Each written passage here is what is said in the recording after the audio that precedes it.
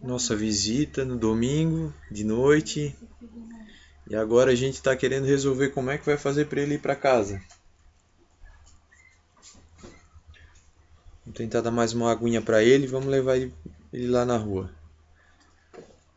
Esta grande ave. Notem que ele está na minha mão. Opa! Não dá aí dentro que ele vai sair voando. Dá aqui fora. Mas eu não sei, eu acho que ele não tá legal. Agora nós vamos ter que providenciar uma caminha. Pra ver se ele faz um naná, que já tá na hora de hibernar. Disco. Ele tá bem tranquilo.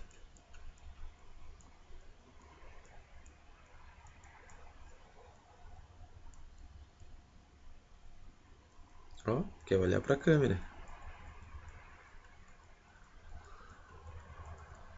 Que bichinho bonitinho.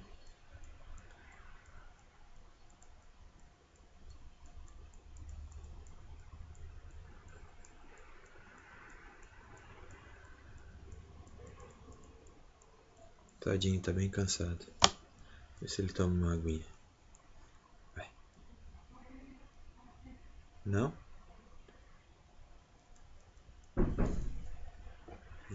Isso, toma, tá.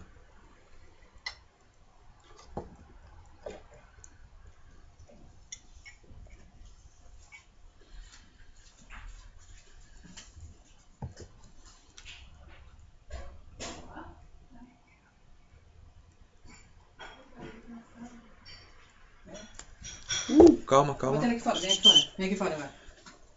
Esse aqui ele fica mais perto. Não quero coisa dele porque senão ele vai pingar super aí dentro.